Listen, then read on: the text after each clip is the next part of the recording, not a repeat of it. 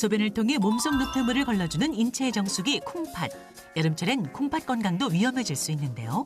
점점 더워지는 날씨에 물을 너무 적게 혹은 많이 마시거나 수박, 참외 등 여름철 과일 또한 칼륨 함량이 높아 독이 될 수 있다는데요. 콩팥은 자각 증상이 거의 없어 기능이 80% 이상 상실돼야 이상 신호를 보내기 때문에 지속적인 관리와 예방은 필수. 오늘 이 시간 서울대의대 신장내과 김세중 교수, 경희대의대 신장내과 이상호 교수와 함께 콩팥 건강 지키는 자가진단법과 생활 속 관리법까지 자세히 알아봅니다.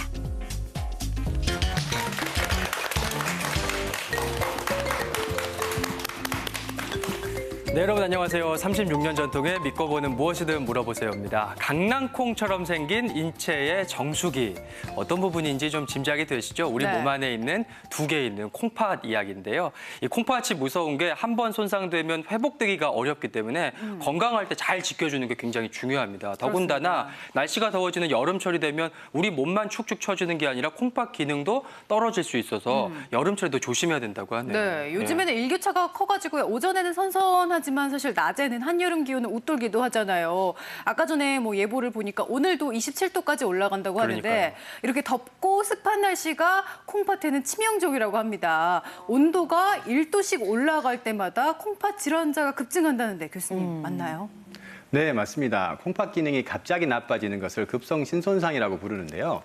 서울대병원에 입원한 환자, 급성 신손상으로 입원하는 환자 한 2만 5천 명 정도를 분석해 봤더니 기온 28.8도에서 1도씩 오를 때마다 급성 신손상 환자가 23% 증가하는 것으로 알려졌습니다. 그래서 기온이 올라가게 되면 식욕이 떨어지고 또 탈수가 잘 생길 수가 있어서 고령이나 이런 그 콩팥병이 나쁜 분들은 특히 주의가 더 필요한데요. 특히 작년에 폭염이 굉장히 많지 않았습니까? 그래서 폭염이 있을 때는 콩팥 관리 굉장히 중요하겠습니다. 네. 근데 이제 콩팥병을 오래 앓으시는 분들 얘기를 들어보면 겨울철에 콩팥 관리 더 잘해야 된다라고 말씀을 하시는데 여름철에도 오늘 주의해야 된다고 지금 알려드리고 있거든요. 여름과 겨울 병의 양상이 좀 다릅니까, 이 교수님?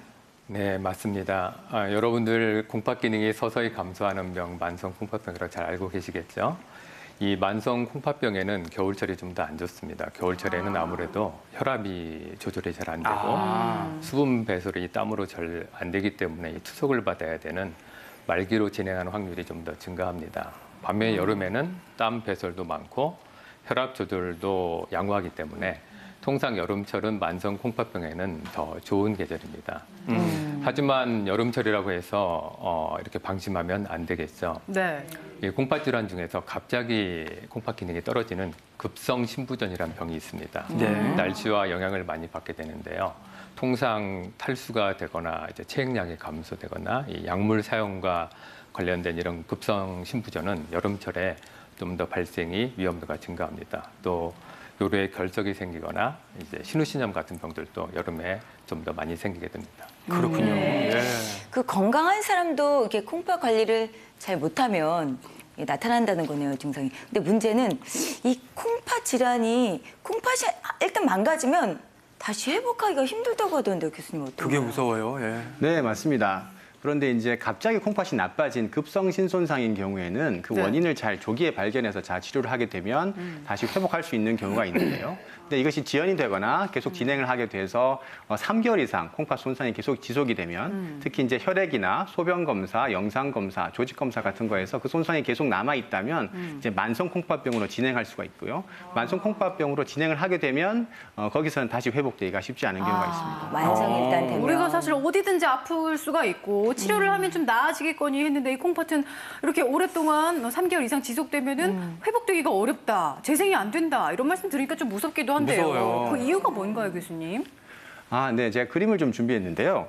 콩팥은 저희가 이제 두 개를 가지고 있는데요. 특히 그 바깥쪽에 겉질이라고 하는 부위에 사구체라는 것이 있습니다. 사구체라는 것은 작은 모세혈관 덩어리인데요. 이것이 우리 콩팥에 100만 개에서 양쪽에 200만 개가 있습니다. 네, 그래서 이 사구체가 하는 것은 이런 우리 몸의 정수기 필터 역할을 하는데요. 노폐물은 버려서 이렇게 체를 통해서 노폐물을 버려서 밖으로 내보내주는데 그리고 이제 몸에서 필요한 물질, 혈구세포라든지 단백질 같은 것은 내보내지 않아야 합니다. 그런데 사구체 경화 같이 콩팥이 이제 나빠지게 되면 이 거르는 기능이 나빠져서 나가야 될 노폐물은 몸에서 쌓이고 나가지 말아야 될 혈구세포나 단백질은 나가게 돼서 혈뇨 단백뇨를 일으키게 되는 거죠. 이렇게 해서 이제 손상이 계속 진행을 하게 되면 그 예. 흉터가 계속 남게 되는데 이제 흉터가 남는 어이구. 것은 이제 섬유화라고 얘기를 합니다. 이게 예, 예. 섬유화. 이렇게 주름살이 생기는 것처럼 콩팥에 계속 저런 섬유화가 진행을 하게 되면 콩팥이 쪼그라들게 되는데요. 아이고야. 이렇게 이제 쪼그라들게 되면 조직적으로 작아지니까 기능도 같이 떨어져가지고 콩팥 기능이 계속 나빠질 수가 있는 것이죠. 예. 그 재생시키는 방법은 없어요, 교수님? 네, 아직까지는 이 나빠진 쪼그라든 콩팥을 다시 회복시키는 재생 치료는 아직 입증된 바가 없습니다. 그래서 나빠지기 전에 그것들을 나빠지지 않도록 위험 인자를 잘 관리하는 것이 중요하겠습니다. 지금 이제 재생 치료가 아직까지는 없다고 말씀하셨으니까 네. 미리미리 이제 흉살이 아까 그 섬유화가 생기지 않도록 관리를 하는 게 굉장히 중요할 텐데 미리 좀 관리를 하려고 해도 정말 어려운 게 증상이 그렇죠. 느끼는 증상이 별로 없다면서요, 교수님? 잘 모른다. 네, 맞습니다. 뭐 그런 경우가 많죠. 이 콩팥이 기능이 떨어지는 병은 크게 두 가지가 있습니다. 급성 신부전과 아까 말씀드린 만성 콩팥병이 있는데요. 갑자기 나빠졌을 때는 증상을 우리가 쉽게 느끼게 되겠죠. 하지만 서서히 나빠지게 되면 우리 몸에서 적응할 수 있는 시간이 있게 됩니다. 그래서 이 만성 콩팥병은 기능이 적어도 한 25% 이하로 떨어져야지 뭐 피로화되거나 부종 이런 증상들이 생기게 돼서 많은 분들이 이미 상당히 진행된 단계에서 병원을 찾아오는 경우가 많습니다. 뭐 정말 그렇게 많이 나빠질 때까지 증상이 못 느낄까 싶겠지만 네. 실제로 그렇고요. 자료 한번 같이 보시죠. 어떤 그림인가요? 이 사진은 실제 저희 정상인과 투석 환자의 콩팥 CT 혈관 조영술 사진인데요. 네. 왼쪽에 상당히 다른데요? 정상 사진을 와, 보시면 콩팥이 아예 없네요. 안 보이네요. 콩팥에 혈액이 많이 들어가서 네. 두 개가 아주 건강한 콩팥이 네. 잘 보이고 보여요. 있죠. 네. 오른쪽 사진은 이제 투석 환자의 사진인데요. 네, 이 기능을 못하니까 혈액이 신장으로 못 들어가는 거예요. 그래서 실제로 콩팥이 있는데도 불구하고 마치 저렇게 안 보이는 것처럼 보입니다. 있는데도 안 보이는 것처럼. 이렇게 콩팥 기능이 떨어지게 되면 결국 우리 몸에서 이 노폐물을 배설할 수가 없게 되겠죠. 무섭네요. 네. 콩팥이 저 정도로 이렇게 망가져서 안 보일 정도인데도 이게 증상이 모른다고 하니까 이게 너무 놀라운 것 같고요. 어디서 들었는데 이 콩팥이 우리 이렇게 사람 주먹만 하대요. 근데 네. 이렇게 작은 콩팥도 무시할 일이 아닌 것 같다라는 생각이 듭니다. 어떤가요, 교수님? 그렇죠? 네, 맞습니다. 콩팥은 이제 우리 등 쪽 갈비뼈 아래에 하나씩 두 개가 있는데요. 크기는 한 10cm 내외이고 한 어른 주먹 크기 정도가 됩니다. 그리고 이제 그 무게는 한 150g 정도 되는데요. 이 작아 보이는 콩팥이 실제로 하는 일이 굉장히 많습니다. 특히 우리 몸 안에 정수기 역할을 해서 하루에 혈액량을 한 200리터 정도를 걸러주는 기능을 하는데요. 특히 이제 콩팥에는 심장이 한번 뿜어내는 혈액량이 한 4분의 1 정도가 콩팥에 갈 정도로 이 혈관 또 혈액을 굉장히 많이 차지하고 있는 그런 주요한 장기이기 때문에 특히 혈관 건강에 굉장히 중요한 역할을 한다고 볼 수 있겠습니다. 이 콩팥이요, 콩처럼 생겨가지고 팥 색깔로 보이기 때문에 콩팥이고요. 크기는 우리 주먹만한 이런 콩같이 생긴 콩팥이 정말 우리 인체 혈관 건강에 척도가 된다고 합니다. 우리 몸의 정수기 역할을 하는데요. 이 콩팥이 하루에 걸러내는 혈액의 양이 200리터라고 하는데 그게 얼마나 되는지 200리터, 예. 가늠이 좀 안 되시죠? 저희가 한번 준비를 해봤습니다. 요 2리터짜리 통으로는요. 100통 하루에 걸러내는 콩팥이 양이 100이잖아요. 예, 100통이고요. 100개. 콩팥 예. 차는 또 이 일이 큰 통, 이 생수통 아시죠? 18.9리터짜리 이거로도요 무려 11개의 분량을 하루에 걸러낸다고 합니다. 정말 역할이 많은 양의 어마어마하네요. 혈액을 걸러내는 역할을 이 작은 콩팥이 하는데요. 그 외에도 또 다른 역할들을 많이 한다고요. 네, 한번 화면을 보면서 설명을 네. 드리겠습니다. 첫 번째 네. 콩팥의 역할은 바로 인체 정수기 역할을 하는 거죠. 네. 좀 전에 말씀드렸다시피 우리 먹고 마시고 하는 여러 가지 영양소는 결국 몸에 대사가 돼서 노폐물을 많이 생성을 하게 됩니다. 이 노폐물은 어디론가 배설이 되어야 하고요. 이 콩팥이 바로 이 노폐물을 배설하는 역할을 하니까 네. 정수기가 되겠죠. 두 번째는 우리 몸의 이제 전해질뿐만 아니고 산, 염기, 수분의 이 밸런스가 항상 일정하게 돼야지 사람이 제대로 기능을 할 수가 있어요. 그래서 우리 몸의 산, 염기, 전해질의 균형을 맞춰주는 저울 조정자 역할을 또 콩팥이 합니다. 그다음 세 번째 보실까요? 조금 놀라셨겠지만 혈압과 바로 혈당을 또 조절하는 역할을 신기하네요. 많이 합니다. 우리 몸에서 혈압은 의외로 콩팥에서 많은 역할을 하면서 조절합니다. 혈압을 올리고 낮추는 호르몬도 분비하고 콩팥에서 염분을 일정하게 조정을 해야지 항상 일정한 혈압이 유지될 수 있고요. 최근에는 이 콩팥에서 혈당을 조절하는 기능들이 많이 알려져 있어서 최근에 이제 당뇨 약 중에서 소변으로 혈당이 많이 빠져나가게 하는 약도 이제 많이 환자분들이 사용을 하고 계시죠. 마지막은 마지막 기능은 우리 혈액, 뼈 건강을 지키는 뼈까지. 역할을 콩팥이 합니다. 혈액은 골수에서 만들어지지만 콩팥에서 조혈 호르몬이라고 하는 호르몬이 나와서 이 자극을 해야지만 혈액이 만들어져요. 그리고 뼈에는 칼슘과 인 같은 이 미네랄이 일정 수준을 유지하게 되는데 바로 콩팥에서 이 흡수도 조절하고 또 배설도 조절해서 뼈를 건강하게 하는 역할을 담당하고 있습니다. 네. 정말 이 건강하려면 잘 먹는 건 못지않게 중요한 게 잘 배출하는 거기 때문에 노폐물을 배출하는 기관 콩팥 관리 네. 잘해야겠다 싶은데요. 그래서 오늘은 더운 여름철에 이 콩팥을 관리하려면 어떤 위험 요소들을 좀 피해야 되는지 알아보고요. 아울러 콩팥 건강하게 관리하는 방법도 알아보도록 하겠습니다. 방송 보다가 궁금하신 점 있으시면 문자 메시지와 티벗 이용해서 언제나처럼 상담하실 수 있습니다. 네, 오늘은 자세한 상담을 위해서 전화 상담도 마련되어 있습니다. 콩팥 건강과 관련된 문의 전화를 주시면 되겠는데요. 천세화 경희대 의대 신장내과 전공의 그리고 류지영 서울대 의대 신장내과 전공의 두 분 준비하고 계십니다. 잘 부탁드립니다. 네, 잘 부탁드리고요. 네, 전화번호 안내드릴게요. 전화번호는 02-368-1171, 1172, 1171, 1172 두 대의 전화 준비되어 있습니다. 핵심은 이제 콩팥은 건강할 때 지키는 게 중요하다는 건데 보통 만성 콩팥병 환자는 겨울철에 더 주의해야 된다고 말씀해 주셨잖아요. 근데 여름철에는 건강한 사람도 급성 콩팥병을 조심하셔야 됩니다. 그 3대 병을 저희가 준비해봤습니다. 콩팥 기능이 뚝 여름철 3대 콩팥 질환. 첫 번째는 콩팥 기능이 갑자기 떨어지는 급성 신부전입니다. 예, 급성 신부전. 뭔가 급히 온다는 것 같긴 한데 네, 맞습니다. 어떤 병입니까, 교수님? 예. 갑자기 콩팥 기능이 나빠진다 그래서 급성 신부전 혹은 이제 급성 신손상이라고도 표현을 하고 있는데요. 네. 이렇게 이제 갑자기 콩팥 기능이 나빠지면 앞서 말씀드렸던 이런 정수기 또 조절하는 여러 가지 기능들이 갑자기 다 나빠질 수가 있습니다. 이제 이런 균형들이 깨어지게 되면 이제 몸에 신진 대사들의 불균형이 올 수가 있는데요. 이런 것들은 원인들을 잘 알고 원인들을 다 치료하는 것이 중요합니다. 제가 그 원인에 대해서 좀 자료를 준비해 봤는데요. 예. 원인은 크게 한 3가지 정도로 나눌 수가 있습니다. 콩팥으로 가는 혈액량, 혈액순환이 좋지가 않아서 생기는 것이 한 55% 정도가 되고 또 콩팥 이후에 콩팥이 소변이 배설돼서 나가는 요관이나 방광 쪽에 문제가 생기는 경우, 막힌 경우가 또 원인이 될 수가 있겠고요.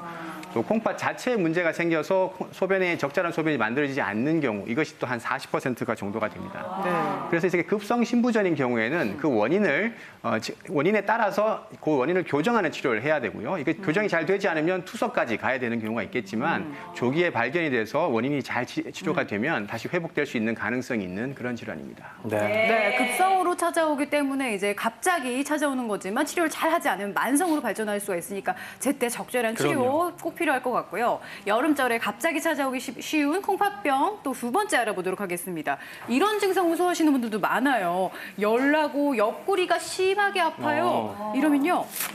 급성 신우신염일 경우가 또 있다고 합니다. 신우신염. 네, 뭐 이런 증상이 있으시면 여러분들 신우신염 아니에요 하고 말씀들 하실 텐데요. 여자분들에 많이 걸립니다. 이유는 여자분들이 요도가 짧고 직선이라 아무래도 균이 방광으로 잘 들어갈 수밖에 없고 증상이 있든 없든 방광염을 자주 앓게 되잖아요.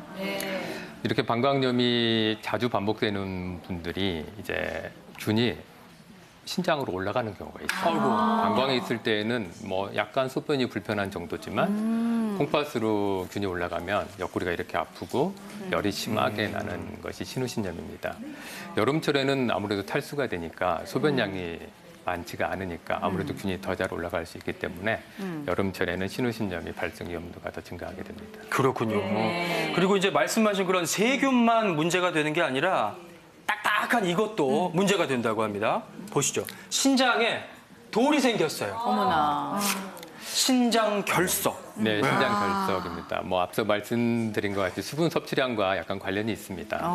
우리가 뭐 땀을 많이 흘려서 이 탈수가 되면 소변은 적게 내보내려고 농축을 하게 됩니다. 이 소변이 농축이 되면 그 안에 알갱이들이 결정이 자꾸 되려고 하는 성향이 커지게 되고 또 여름철에는 더 소변량이 감소하고 또 산성화도 잘 되기 때문에 결석의 발생 확률도 더 올라가게 되는 거죠. 그렇군요. 저는 이제 예전에 그 요로결석이 있어가지고요. 진짜로 아팠거든요. 진짜 애 낳는 통증만큼 아팠어요. 그래요? 예, 근데 그 신장결석도 많이 아플 것 같은데 치료는 어떻게 해야 되나요, 교수님? 뭐 신장에 있는 결석이 요로에 내려오면 요로결석이라고 같은 건데요. 크기가 작을 때에는 좀 아파도 수분 섭취를 충분히 해주면 이렇게 빠져나오는 경우가 대부분입니다. 하지만 크기가 커서 안 빠져나온다든지 이게 너무 극심한 통증을 유발하거나 뭐 염증이나 출혈 같은 걸 유발할 때에는 이 돌이 잘 빠져나올 수 있도록 이제 잘게 부서져야 됩니다. 다행히 밖에서 저희가 초음파로 이 충격파를 주게 되면 잘 깨지는 경우가 많아서 쉽게 치료가 되는데요. 네.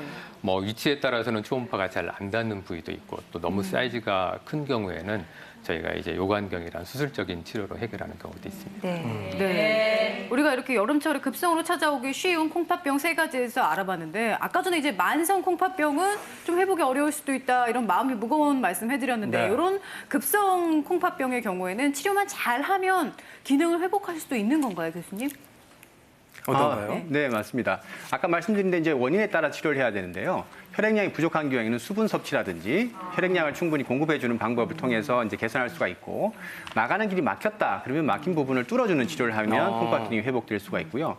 콩팥병 자체의 어떤 독성 물질이나 약과 관련된 경우라면 그 약을 중단시켜 줌으로써 회복될 수 있는 가능성이 있습니다.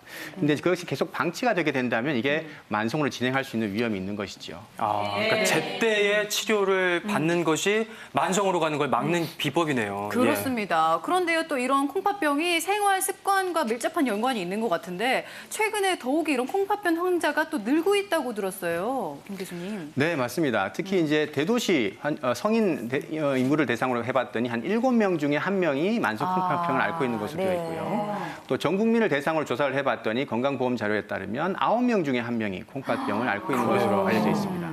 또 이제 특히 투석이나 이식이 필요한 말기 신부전증 환자분을 봤더니 31년 동안 39배가 증가했습니다. 굉장히 많은 숫자로 증가를 한 것인데요. 그 원인은 이제 식사가 서구화되고 또 당뇨나 또 고혈압 환자들이 증가하고 또 노인 인구가 증가하고 이러한 원인들 때문에 이런 만성 콩팥병 환자가 계속 증가하고 있는 것으로 이렇게 알려지고 있습니다. 네. 정말 수명은 늘죠. 생활 습관과 식습관은 점점 나빠지죠. 이러면서 만성 콩팥병 환자가 말씀하신 것처럼 늘어나고 있는데요.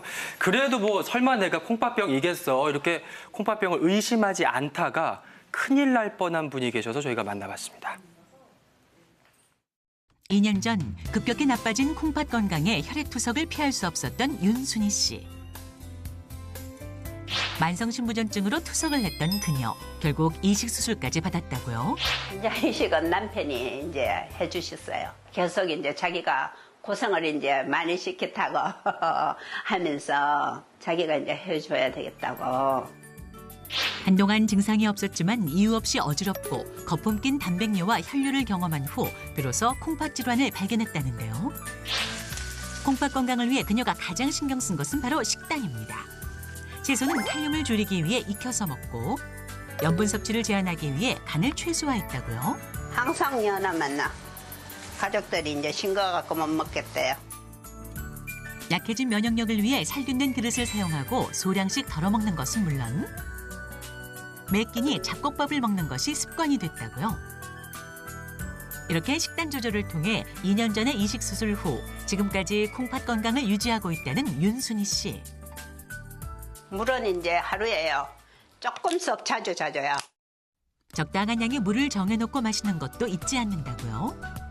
수술도 하고 이제 투석 이제 약도 먹어보고 한 10년을 이제 그런 세월로 보내보니까요. 너무나 소중하더라고요. 윤순희 씨 앞으로도 건강하시길 바랍니다. 네, 아유, 스튜디오에 이제 사례자 윤순희 씨 모셨습니다. 사실 이렇게 수술도 하시고 뭐 투석도 하시고 이식도 받으실 정도면 정말 안 좋았던 건데 그렇게 되기까지 정말로 모르셨다고요. 예. 네, 어떻게 증상이 없었나요, 전혀? 아, 증상은요, 저 조금 어지럽고, 네. 네. 저 소변에서 헐도 좀 나오고, 네. 예. 거품도 좀 많이 나오고, 그래갖고 인근 동네 병원에 가서 초음파 검사를 하니까 신부전증 같다고 큰 병원으로 가라고 해갖고 병원에 가니까 신부전증이라서 약을 계속 투여해야 된다고 해갖고 예. 제 나름대로 관리를 했습니다. 예. 근데 이제 증상이라는 게 뭐 심해질 때까지는 누가 콩팥병을 의심이라도 하겠어요. 그러다가 이제 차일피일 가게 되는 건데 평소에 내가 콩팥병이 올 것만 같은 그런 나쁜 생활 습관 지금 짚이는 게 좀 있으세요?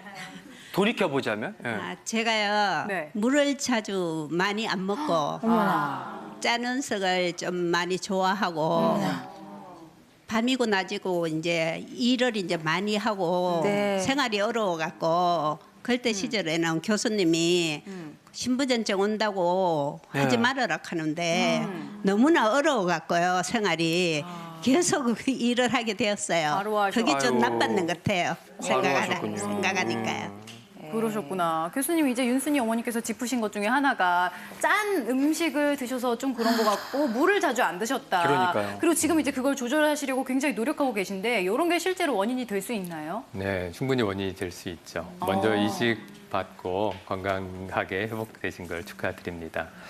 이전에 생활 습관을 보면은 짠 거를 많이 드셨다고 그랬는데 염분은 콩팥 건강에 아주 안 좋습니다. 우리가 염분 섭취량이 많아지게 되면 혈장량이 증가해서 혈압이 올라가게 돼요. 어떤 콩팥병이든지 혈압이 올라가게 되면 신장에 과부하가 걸려서 원래 신장 기능이 떨어질 것보다 훨씬 더 빨리 이 콩팥 기능이 떨어지게 됩니다. 그래서 또 소금 자체는 이 콩팥의 직접적인 독성도 같이 있어요. 그래서 뭐 건강인들도 소금 조심해야 되지만 콩팥 기능이 떨어져 있는 분들은 정말 더 조심을 하셔야 됩니다.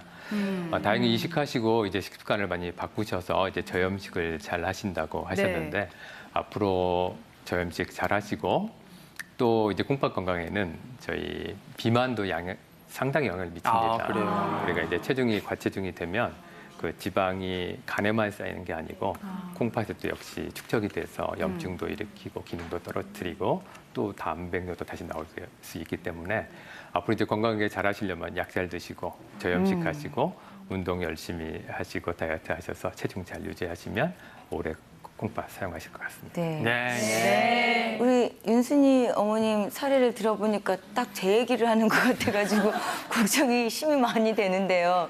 이렇게 윤순희 어머님이 콩팥 건강을 잃다 보니까 이렇게 뭐 이식도 그리고 또 뭐 이렇게 투석까지도 좀 치료하시기가 힘드셨을 것 같아요. 네. 저도 조금만 힘들면 피곤하면 왜냐면 증상이 잘 안 나타난다고 하니까 아, 나 콩팥이 나빠졌나 뭐 이런 생각이 들거든요. 근데 우리가 미리미리 콩팥 건강을 좀 챙길 수 있는 좀 좋은 방법 같은 게 있으면 좋을 네. 것 같다는 생각이 듭니다. 그렇게 없을까요? 걱정하실까 봐 네. 제가 준비를 해봤습니다. 정말 네. 한 번 망가지면 돌이키기 어려운 콩팥. 여름철에 어떻게 하면 관리할 수 있을까? 여름철 콩팥 관리법. 먼저 생활 습관부터 하나씩 살펴볼 텐데요. 네.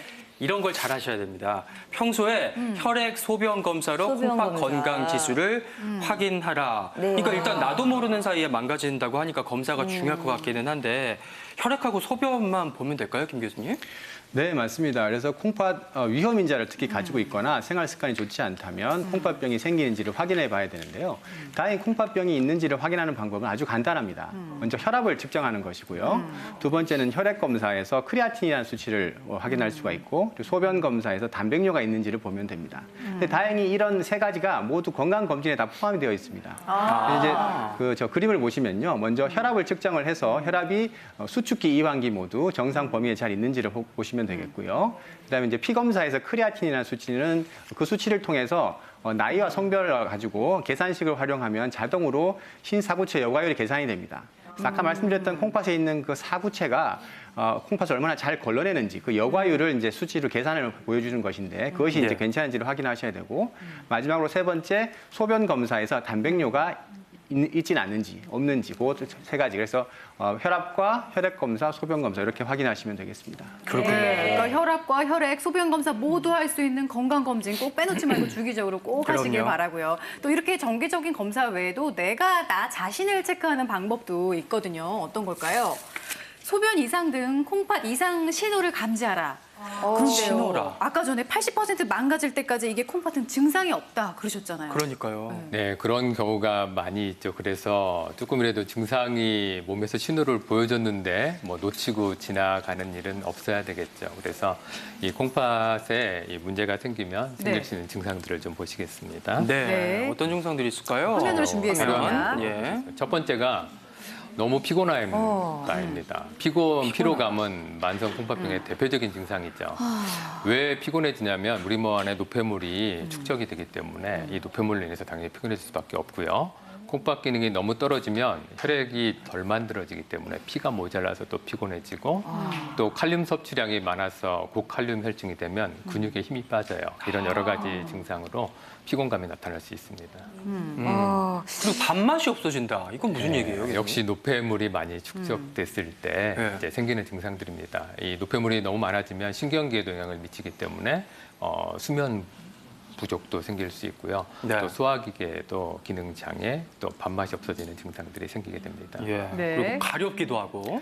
이제 초기의 증상은 아니죠. 어느 정도 진행된 환자분들의 증상인데 역시 노폐물이 피부에 많이 축적이 돼서 이제 가려지죠. 특히 건조해지면 더 가렵기 때문에 항상 피부를 보습 잘 하시는 게 중요합니다. 네. 네. 네. 그리고 소변색도 좀 나오는 것 같은데요? 예, 뭐 붉은색 소변을 보는데도 이제 콜라색 소변을 보시면 누구나 깜짝 놀라서 이제 병원에 가시게 될 텐데 바로 소변에 혈액이 있기 때문입니다. 근데 실제로 혈액이 있는 분들이 이렇게 겉으로 보기에 빨간색 소변이 보이는 경우는 별로 많지 않아요. 그래서 검사에만 나타난 경우고 오히려 이제 거품이라고 하는 거, 단백뇨가 있을 때 나타나는 증상인데 네. 이 거품뇨가 대표적인 이 콩팥 질환의 환자분들이 확인할 수 있는 증상이 되겠습니다. 그렇군요. 네. 예. 네. 전부 제 얘기를 하는 것 같습니다. 저 콩팥이 안 좋은 것 같습니다.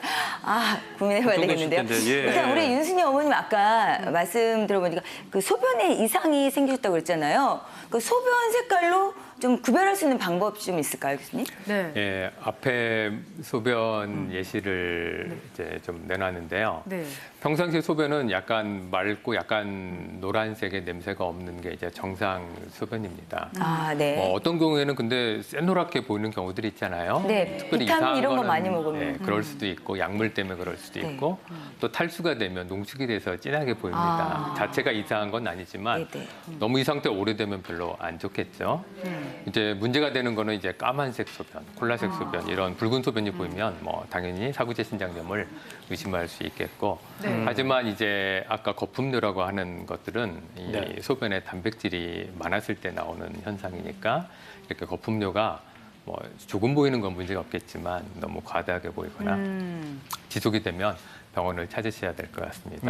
근데 네. 이제 소변 색도 색이지만 어머님들이 주무시고 일어나셔서 얼굴이 좀 부석부석하고 팔다리가 좀 붓고 네. 그러면은 내가 콩팥이 안 좋나 이런 생각들도 많이 하시는데 이것도 증상에 있죠, 선생님? 네, 워낙 많은 병들이 부종을 일으킬 수는 있지만 그중에서 대표적인 게 이제 콩팥 병들이죠. 이 콩팥 기능이 떨어지면 결국 염분 배설이 덜 되기 때문에 염분과 수분이 몸 안에 축적이 되어서 이제 부종이 발생하게 됩니다. 네. 근데 참 말씀드리기 송구하지만 이런 증상들이 나타났을 때는 이미 때는 늦은 데가 많다고들 이제 말씀을 하셨거든요. 단계로 본다면 어느 정도의 단계라고 볼 수 있을까요? 뭐 초기, 중기 뭐 이런 단계가 있나요, 교수님? 네, 아까 말씀드렸던 이제 콩팥 기능을 잘 대변하는 지표가 이제 사구체 여과율이라고 말씀을 드렸는데요. 네. 사구체 여과율에 따라서 콩팥병 단계를 5단계로 나눌 수가 있습니다. 그래서 예. 단계별로 증상을 제가 소개를 시켜드리겠습니다. 먼저 이제 콩팥병이 한 1, 2단계 정도에 있으면은 만성 콩팥병으로 인한 증상은 없고요. 콩팥병을 일으키는 원인에 따른 증상은 나타날 수는 있겠습니다. 특히 만성 콩팥병과 연관된 증상들은 60점 이하, 3, 4, 5단계가 2단계가 되면 이제 나타나기 시작하는데 특히 네. 3단계가 되면은 소변 증상, 특히 야뇨증 같은 것들이 나타날 수가 있고요. 이때부터 이제 빈혈이라든지 산증이나 뭐 대사성 뼈질환 같은 것들이 나타나기 때문에 특히 4단계가 되면 이러한 이제 합병증들로 인해서 말씀드렸던 피로감, 식욕 감퇴, 또 가려움 같은 증상들이 나타날 수가 있고요. 5단계가 되면은 요독증이 이제 아주 심해져서 수면 장애, 또 경우에 따라서 호흡 곤란, 구역 구토 이런 증상이 생겨서 아이고. 5단계가 되면 이제 투석에 임박해져 있는 그런 단계일 수가 있겠습니다. 네. 그러면 이제 우리가 신장병을 또 무서워하는 이유 중에 하나가 정말 이 어쩔 수 없이 부담스러운 이 투석 때문인데 이게 투석, 예. 5단계 방금 말씀하신 5단계가 되면 이 신장 투석을 반드시 받아야 되는 건가요, 교수님? 네, 그렇습니다. 이 말씀드린 대로 콩팥 기능이 15% 이하로 떨어지면 노폐물이 많이 쌓이다 보니까 아까 말씀드린 붓고 피곤하고 여러 가지 증상이 생기죠. 근데 어떤 환자분들은 5단계가 돼도 별 증상이 없으신 분이 있어요. 그래요? 근데 이런 분들한테 이제 투석 치료가 필요합니다 하면 대부분 환자분들이 선생님 저 아직 괜찮은데 네. 왜 받아야 됩니까? 하고 네. 말씀을 하세요. 노폐물 수치가 높아서 증상이 생기는 것뿐만 아니고 더 중요한 건 이 요독이 우리 몸에 너무 오래 고농도로 있으면 합병증이 발생합니다. 대표적인 게 이제 혈관에 손상이 되고 뼈가 약해지고 결국은 이 요독의 합병증으로 다른 심장에 심근경색증이나 심장병이 생긴다든지 중풍이 생긴다든지 뼈가 약해진다든지 혈관이 네. 나빠진다든지 이런 증상이 생기기 때문에 이런 증상이 크게 심하지 않더라도 합병증을 예방하기 위해서는 투석을 적절한 시기에 권유를 받으신 대로 받으셔야 됩니다. 대개 투석을 받으시면 증상도 좋아지고 네. 합병증도 예방할 수 있으니까 너무 이렇게 두려워만 하실 필요는 네. 없을 것 같아요. 그리고 그보다 더 좋은 것은 투석까지 가지 않도록 미리미리 예방하고 관리하는 게 중요할 텐데 사실 말이 투석이지 그 투석 받는 분들 말씀을 들어보면 이게 보통 힘든 게 아니라고. 근데 네. 투석 어떤 방법으로 하는지도 궁금하고요. 이거 한 번 투석 시작하면은 계속해서 투석을 해 나가야 되는 건지도 너무 궁금해요, 교수님. 네, 투석이라는 것은 투과해서 걸러낸다 이제 그런 뜻으로 투석인데요. 네. 크게 방법이 두 가지가 있습니다. 혈액 투석과 복막 투석 이렇게 나누는데요. 혈액 투석은 이제 혈관 접근로를 통해서 혈액을 이제 뽑아내서 투석막을 통해서 노폐물을 걸러내주고 깨끗한 피를 다시 넣어주는 그런 투석 방법입니다. 그래서 혈액을 뺐다가 다시 넣어주는 혈관 접근로라는 혈관 수술을 받으셔야 하고요. 네. 그리고 나서 근데 이 투석은 한 번 받으면 4시간씩 일주일에 3번, 그렇죠. 그러니까 일주일에 12시간을 병원에 가서 투석을 받으셔야 합니다. 네. 두 번째로는 이제 복막 투석이라는 것이 있는데 이것은 복막을 통해서 노폐물을 걸러주는 건데요. 복막 투석 도관이라는 것을 삽입을 한 다음에 도관을 통해서 깨끗한 투석액을 넣어주면 거기로 복막을 통해서 노폐물이 스며 나옵니다. 네. 그래서 이것을 다시 배액해내줘서 노폐물을 이제 빼주는 그런 치료가 되는데요. 네. 이것은 하루에 한 4번 정도 해주거나 혹은 밤 동안 자동을 하는 기계를 이용해서 하는 방법들이 있는데 이것은 집에서 직접 하시는 것입니다. 근데 이제 이 투석이라는 방법은 콩팥병을 좋게 해주는 치료해주는 방법이 아니고 네. 콩팥이 못하는 일을 대신해주는 치료가 되겠습니다. 그래서 이것을 한번 받기 시작하시면 이제 계속 받으셔야 하는 것이죠. 계속 받아야 되는 거군요. 투석을 할 때 그 좀 주의할 점이 좀 있을 것 같죠. 물론 환자들도 너무 힘들고 가족들도 힘든데 그래도 서로 이제 같이 주의해야 될 점이 좀 있을 것 같습니다. 어떤 게 있을까요? 네, 우선 이제 투석을 하는 그 접근로, 그러니까 혈액 투석 같으면은 혈관 수술하신 것, 그리고 복막 투석하신 분은 이 도관 삽입한 그 도관 관리가 굉장히 중요하겠습니다. 거기 감염이 생기면 안 되니까. 그보다 더 중요한 것은 이 환자분들의 의사 결정을 한다든지 이게 내가 혈액을 할지 복막을 할지 투석을 막 시작을 해야 될지에 대해서 굉장히 힘든 상황이고 또 식이요법을 계속 해야 되기 때문에 네. 가족분들의 어떤 지지나 식이요법을 같이 동참한다든지 혹은 그런 의사 결정을 할 때 그런 의사 결정을 같이 함께 공유하면서 네. 같이 결정한다든지 이런 지지가 굉장히 중요하겠습니다. 네, 가족의 힘. 네. 들어보니까 이게 정말 관리도 힘들고 네. 뭐 계속해서 식이요법도 해야 되고 또 한 번 받으면 계속 받아야 하니까 그러니까요. 여러모로 뭐 좀 꺼려진다 하신 분들도 있겠지만 요독으로 인한 더 큰 합병증을 예방하기 위한 거니까요. 꼭 받으셔야 하는 분들은 필히 받으시길 바라고요. 저희는 이제 콩팥 관리법 3번째로 넘어가 보도록 하겠습니다. 자, 3번째는요. 이런 분들 주의하셔야 된대요. 당뇨병, 고혈압이 있는 40세 이상 남성은 더 유의하라고요. 김 교수님. 네, 지금 저기 보여주는 말씀 중에 4가지 위험 인자가 나왔습니다. 당뇨병, 네. 고혈압 이 2가지는 만성 콩팥병을 일으키는 가장 중요한 2가지 원인 인자이고요. 네. 그리고 이제 40세 이상이라는 40세 것은 이상. 우리 콩팥 기능이 이제 40세가 넘어가게 되면 이제 감소하기 시작하는데 1년에 1%씩 감소를 하게 됩니다. 네. 그래서 40세에서 80세가 되면 40%가 감소하는 것이죠. 그래서 감소하기 시작한 연령이고요.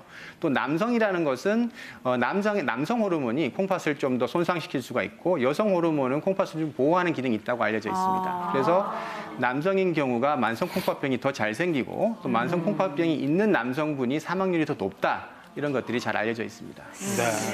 제 나이 40대 이후 제 나이쯤 되면 당뇨하고 이렇게 고혈압은 하나 정도는 있을 수 있거든요. 근데 당뇨병, 고혈압이 있으면 이렇게 콩팥병도 같이 올 수 있다는 거네요, 교수님. 더 주의해야겠어요.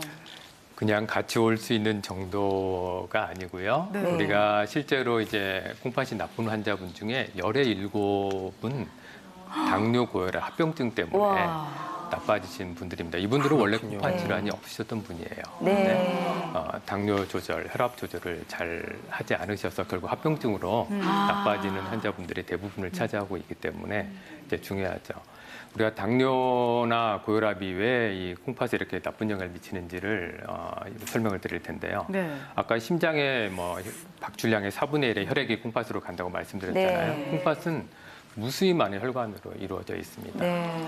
바로 당뇨병이 조절 안 되면 혈관이 나빠진다고 알고 계시죠? 그렇죠. 혈압이 조절이 안 되면 혈관이 또 손상이 되겠죠. 그래서 당뇨, 고혈압을 잘 조절하는 길이 바로 이 콩팥을 건강하게 하는 첫 번째 길이고요. 두 번째로 당뇨, 고혈압이 있으신 분들은 어때야 되겠어요? 내가 콩팥 합병증이 왔는지를 정기적으로 그렇죠. 이제 체크를 해야 되겠죠. 그래서 1년에 한 번씩 아까 말씀드린 간단한 혈액 검사, 소변 검사로도 충분히 알 수가 있으니까 잘 관리하시면서 정기적으로 간단한 검사 네. 받으시면 크게 걱정할 필요 없을 것 같습니다. 네. 이렇게 말씀을 듣고 보니까 진짜 콩팥이 걱정된다고 콩팥만 들여다볼 게 아니라 건강검진표에 있는 혈당이라든지 혈압이라든지 뭐 고지혈증이라든지 이런 수치들도 잘 관리할 필요가 있겠다는 걸 다시 한번 알게 됐는데 네. 그래서 오늘 이 자리에 건강검진표를 직접 갖고 나오셨어요. 좀 걱정이 되신다고. 어느 분이시죠? 손 한번 들어주시면. 우리 네. 황수미님, 예, 마이크 넘겨주시고. 어떤 걱정 갖고 계세요? 예. 저는요, 평상시에 생활을 하다 보면 좀 피곤했을 때요, 양쪽 이 밑에 신장 쪽이요, 우리하게 아프면서 소변이 뿌얘지는 증상이 같이 오더라고요. 그래서 좀 염려가 돼서 검사를 한번 해봤고요. 그래서 예. 결과지를 갖고 와봤거든요. 예, 결과지를 지금 저희한테 미리 보여주셨는데 한번 결과지 좀 볼 수 있을까요? 네. 한번? 예, 우리 김세준 교수님께서 한번 봐주시죠. 예. 네, 아까 말씀드렸던 이제 혈액 검사 중에 크레아티닌 수치와 또 그걸로 통해서 계산된 신사구체 여과율은 지금 정상 범위에 잘 계십니다. 그러네요, 정상 범위네요. 지금은 다행히 신장 기능에 특별히 영향이 없는 것인데요. 네. 근데 지금 말씀드렸던 그런 증상들이 자꾸 반복적으로 생겨서 콩팥에 네. 이제 흉터가 자꾸 쌓이게 되면 이후에는 단백뇨라든지 콩팥 기능이 떨어질 수가 있기 때문에 그런 증상이 자꾸 반복해서 한다면은 지금 말씀드렸던 저런 콩팥 혈액 검사 체크는 계속 하시는 게 좋겠습니다. 예. 지금은 뭐 건강하다니까 너무 다행이시고요. 예, 오늘 알려드리는 이런 생활 수칙들, 식습관 잘 지키시면 앞으로도 건강하실 것 같습니다. 건강하십시오. 예, 10시 36분 지나고 있습니다. 이 시각 현재 여러분 주신 궁금증들 좀 살펴보도록 할게요. 네, 궁금증 어떤 게 들어와 있나요? 과민성 방광으로 소변을 자주 보는데 하루에 10번 이상. 이 콩팥도 안 좋을 수가 있을까? 네. 예, 이거 어떻게 되죠, 선생님? 10번 이상 보신대요. 네네. 이제 소변을 자주 보는 증상들은 꼭 콩팥에 이상이 있으면 야뇨증이에요. 콩팥이 소변을 농축하는 기능이 있는데 그것이 떨어지게 되면 나타나는 증상일 수가 있고요. 근데 이제 과민성 방광이나 혹은 다른 질환 때문에도 소변을 자주 보실 수가 있기는 합니다. 그래서 저기 방광이 특히 이제 약해서 소변을 자주 보는 증상이면 방광 기능이 약해졌다든지 방광 소변을 저장하는 기능이 약해졌는지를 확인을 해서 그 부분을 잘 해결을 하셔야 되고요. 근데 만약에 이것이 해결이 잘 되지 않아서 그 압이 올라가서 계속 거꾸로 요관이나 콩팥으로 압력이 올라가는 증상이 자꾸 생긴다면 그러면 이후에는 콩팥 기능이 나빠지는 경우가 생길 수가 있습니다. 그래서 증상이 있으실 때 방광 관리를 잘 하시는 것이 중요하겠습니다. 예. 그렇군요. 자, 질문 계속해서 하나 더 살펴보도록 할게요. 소변이 자주 뿌옇게 나와요. 채식을 많이 하면 그렇다고 나와 있던데 왜 그럴까요? 뿌옇다. 뿌연 것도 좀 걱정이 되실 텐데 이건 어떤 이유에선가요? 이 교수님. 이 교수님, 예. 글쎄요, 채식과 관련이 있을 수도 있지만 소변이 뿌옇다고 다 염증이 있거나 병이 있는 건 아닙니다. 네. 우리가 이제 결정 같은 게 생기는 게 이제 소변이 산성일 때는 요산이 결정을 좀 많이 일으키고 또 알칼리일 때는 인이 또 결정을 만들기 때문에 단지 뿌옇다고 병이라고 생각하지 마시고 이제 병원에 가셔서 검사를 한번 받아보시면 좋을 것 같습니다. 네. 자, 계속해서 궁금한 점들 보내주시고요. 지금 말씀 주신 것처럼 소변이 이상하면 내가 뭐 먹는 걸 잘못했나 이런 걱정들을 많이 하시는데 네. 드시는 것 중에 이거부터 한번 체크해 보셔야 돼요. 약, 건강기능식품을 함부로 복용하지 마라. 김세준 교수님. 예.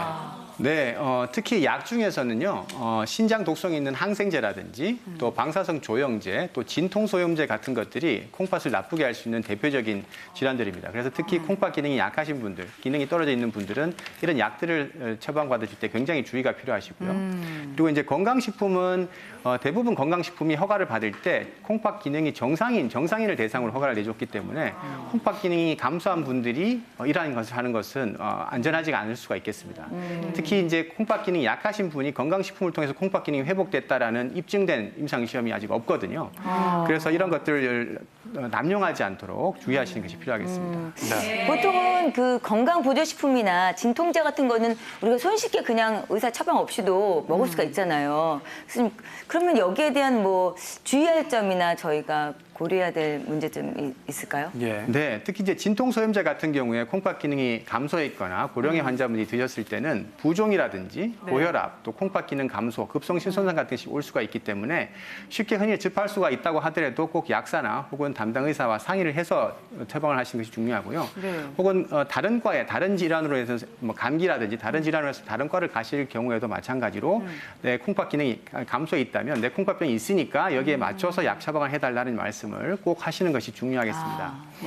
뭐 보통 비타민이라든지 이렇게 성분이 명확하고 또 약의 어떤 부작용이라든지 안전성이 입증이 된 약제들은 콩팥병이 나쁘더라도 처방할 수가 있겠지만요. 네. 하지만 그것이 이제 성분이 명확하지 않거나 혹은 다른 약의 어떤 상호작용이라는 이런 것을 일으킬 수가 있기 때문에 새로운 약을 처방하실 때는 꼭 그 신장내과 담당 선생님과 그런 부작용이 없는지 이 약을 먹어도 안전한지를 확인하고 드시는 것이 좋겠습니다. 그렇군요. 그러니까 예. 내가 콩팥병이 있다, 콩팥이 좀 안 좋다 이런 분들은 꼭 약 처방 받으실 때 약사와 상의하시고 또 건강기능식품도 드시기 전에 의사 선생님과도 한 번씩 상의하시는 게 좋을 것 같습니다. 네. 그 다음은요, 이게 얼핏 보면 건강을 위해서 하는 것 같은데 이게 콩팥에 자칫 안 좋을 수가 있는 그런 또 습관이라고 합니다. CT, MRI 혈관 촬영을 자주 하지 마라.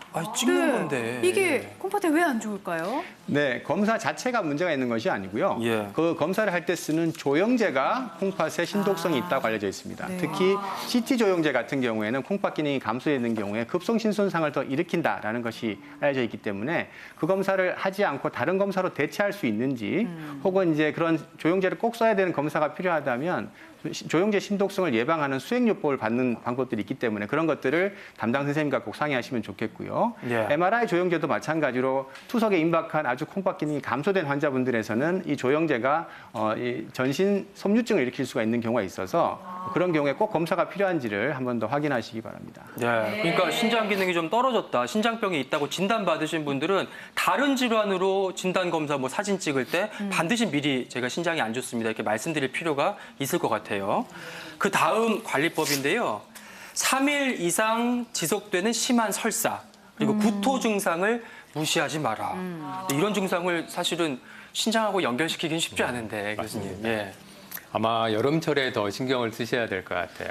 우리가 설사를 심하게 하거나 구토를 하게 되면 체액량이 감소되면 혈압이 떨어집니다. 그러면 자연스럽게 콩팥으로 가는 혈류량이 떨어지게 되겠죠. 그러면 이 콩팥이 손상을 받을 수가 있습니다.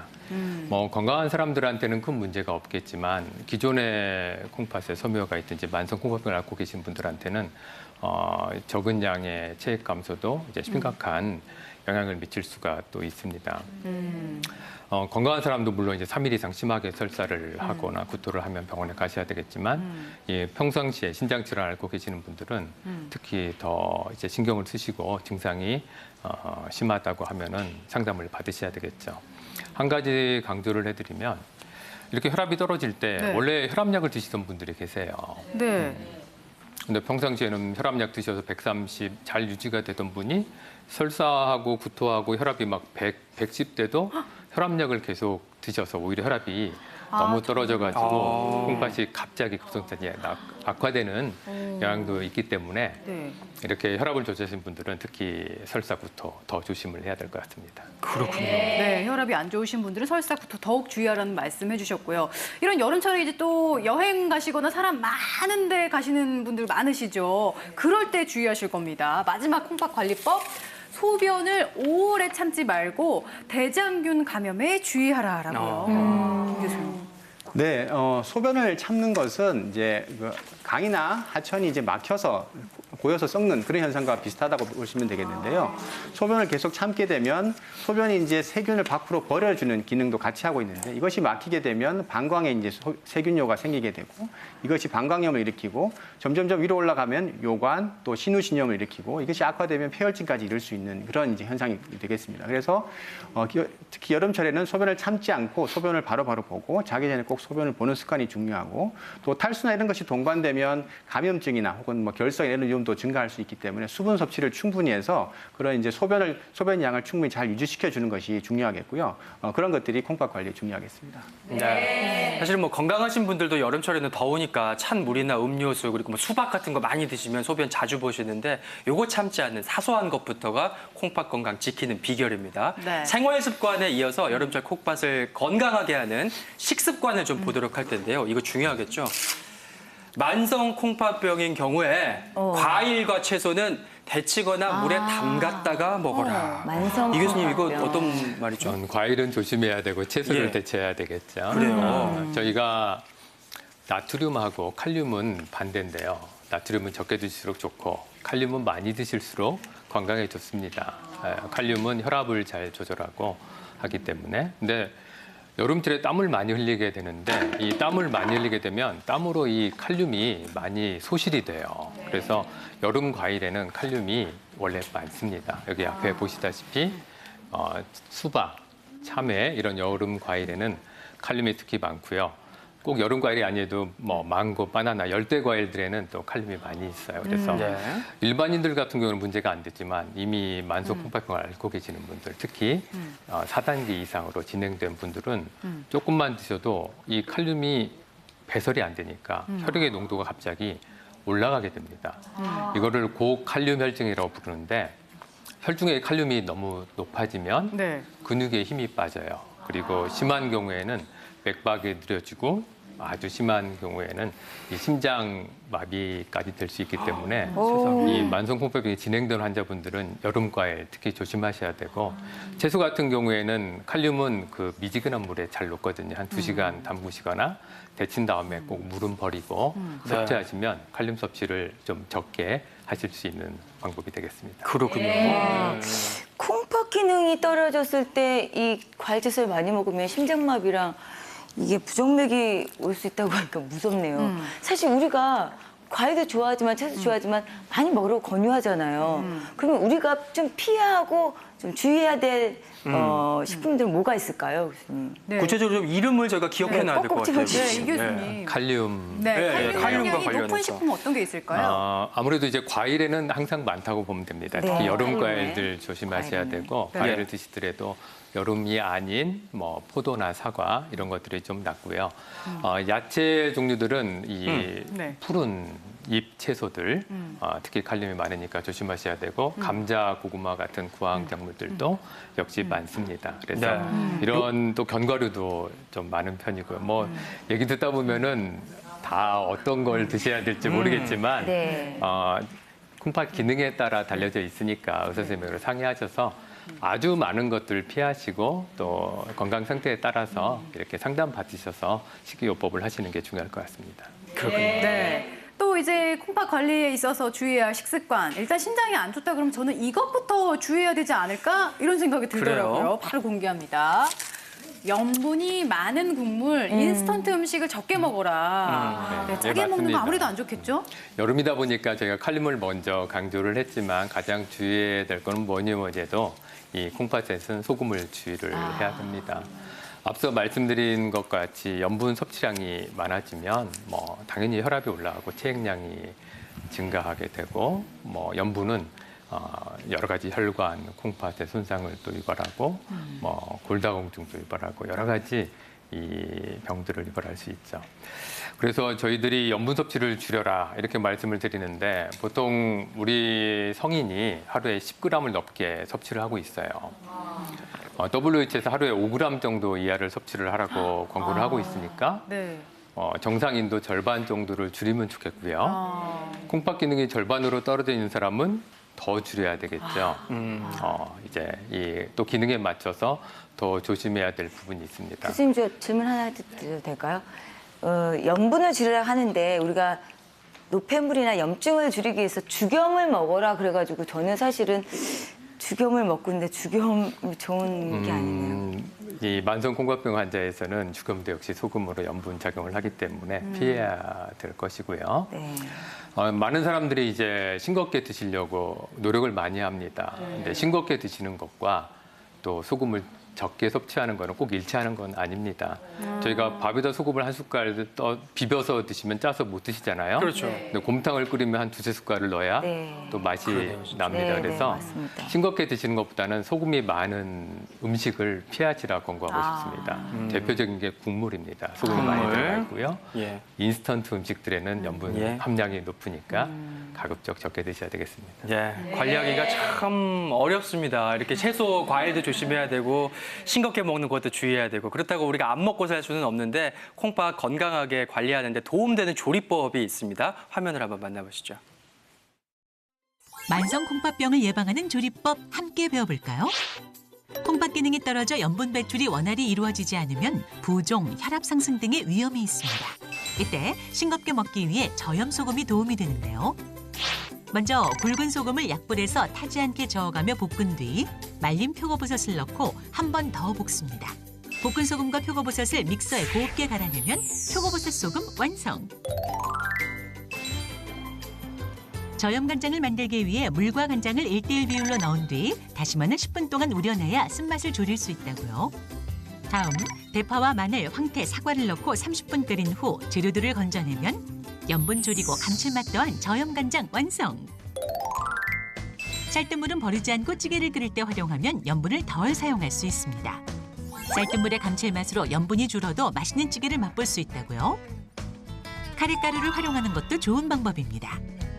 향이 강한 카레가루를 사용해 후각을 자극해 염분 사용을 줄일 수 있고요. 레몬의 신맛으로 혀를 자극해 염분 사용을 줄여도 음식을 맛있게 즐길 수 있다는 사실.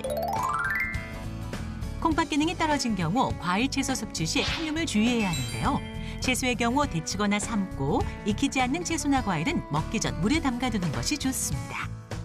칼륨은 수용성 영양소이기 때문에요. 과일이나 채소를 씻거나 데치거나 가열을 하시면 칼륨 섭취를 줄이실 수가 있습니다. 칼륨이 많은 채소와 과일의 껍질은 꼭 제거한 뒤 먹는 등 콩팥 건강 지키는 조리법 꼭 따라해보세요.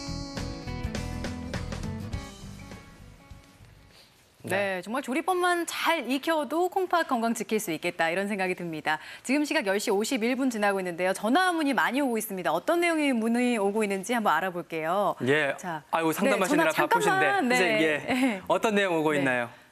보통 이제 본인이 갖고 계신 증상이 신장 기능이 떨어졌는지 그거와 연관됐는지 이제 여쭤보시는 것들이 많았고요. 네. 문진했을 때 뭔가 이제 급성 신부전을 일으킬 만한 그런 탈수나 감염이나 배뇨 증상 있으신 분들 같은 경우에는 저희가 추가적으로 소변 검사나 혈액 검사가 필요할 수 있을 것 같아서 병원 내원하실 거를 권유드리고 있고요.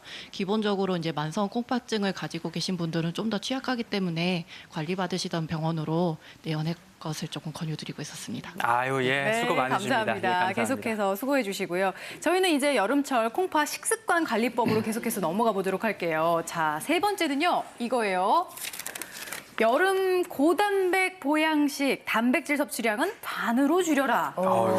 근데 이게 단백질을. 줄여도 또 너무 안 먹으면 또 안 되잖아요. 어느 정도가 그럼요. 적절할까요, 이 교수님? 이 단백질 섭취량은 일반인이 줄여야 될 필요는 없고요. 예. 이제 우리가 단백질이 많이 섭취가 되면 그만큼 노폐물이 많이 생기고 섭취된 단백질은 또 일부는 빠져나가면서 또 콩팥에 손상을 일으키기 때문에 기존의 콩팥병을 갖고 계시는 분이 많이 드시는 거는 피하시란 뜻이 됩니다. 이걸 좀 잘못 오해해서 우리 환자분들이 너무 단백질을 안 드셔서 오히려 영양 결핍 상태로 오시는 분도 꽤 많이 있어요. 그래서 너무 적게 드시면 안 되고 네. 이 영양사분하고 상담해서 적절한 기능에 맞게 단백질을 섭취하는 게 중요할 것 같습니다. 네, 노년기 건강을 위해서 단백질 많이 드셔야 되는 거는 다 알고 계실 텐데 단 콩팥병 환자는 예외다. 이거 기억해 주시고요. 이것도 좀 예외같이 느껴지더라고요. 만성 콩팥병 환자라면 잡곡밥, 인이 많은 음식은 피하라. 잡곡밥 좋다고 알고 있는데 또 피해야 그러게요. 되네요, 김 교수님. 네, 맞습니다. 만성 콩팥병 4단계 혹은 피검사에서 인수치가 높은 경우에는 인이 많이 들어있는 잡곡밥을 줄여서 드시는 혹은 이제 쌀밥으로 바꿔서 드시는 것이 더 좋겠습니다.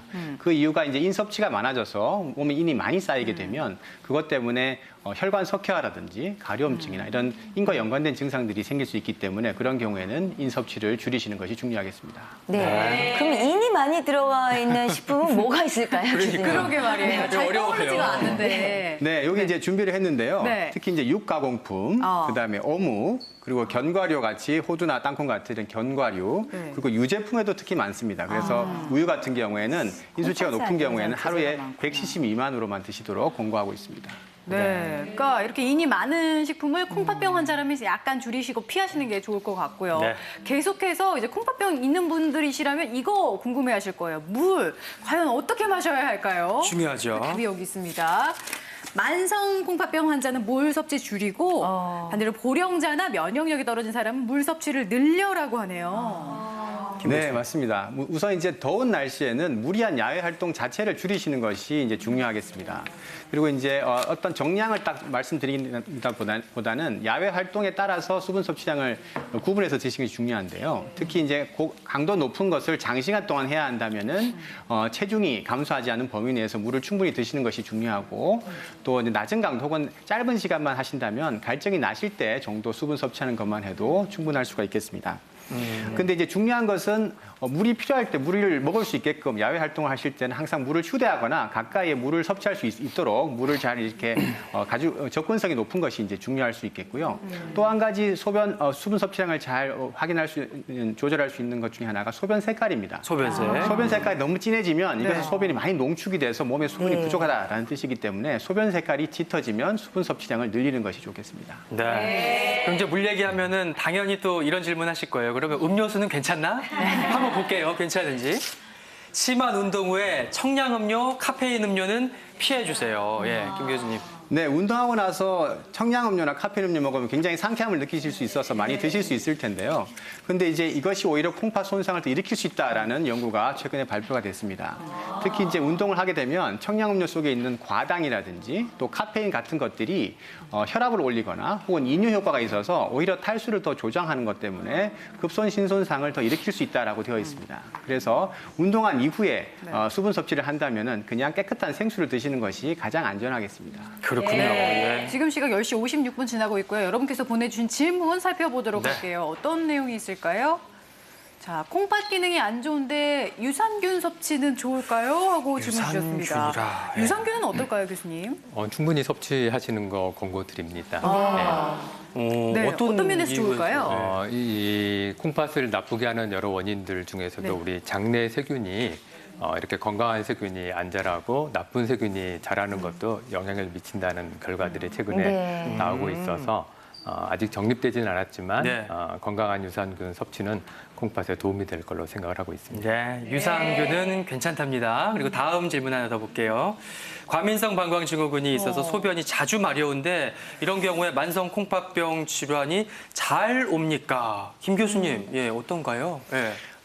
네네. 과민성 방광 증상은 그 자체 증상으로만 해서 만성 콩팥병이 오지는 않고요. 아까 말씀드린 대로 소변 배출에 자꾸 장애가 생겨서 소변이 자꾸 쌓여가지고 이게 요관이나 콩팥으로 압력이 올라가서 역류가 생긴다든지 혹은 감염이 자꾸 반복해서 생긴다든지 그런 것이 동반됐을 때는 만성 콩팥병으로 진행하는 경우가 있습니다. 그래서 저 증상이 계속 오랫동안 지속이 된다면 콩팥 기능이 괜찮은지 아까 말씀드렸던 혈액 검사, 소변 검사는 같이 확인해 보시는 것이 좋겠습니다. 네. 자, 이렇게 해서 오늘 여름철 콩팥 관리법에 대해서 알아봤고요. 오늘 준비한 내용 여기까지입니다. 내일 방송 예고해 드릴게요. 내일은 식탁 위의 슈퍼푸드 여름 보약 콩이라는 내용과 함께 찾아뵙도록 하겠습니다. 오늘 날씨가 굳습니다. 건강 관리 잘 하시고요. 내일 아침에 다시 인사드릴게요. 고맙습니다.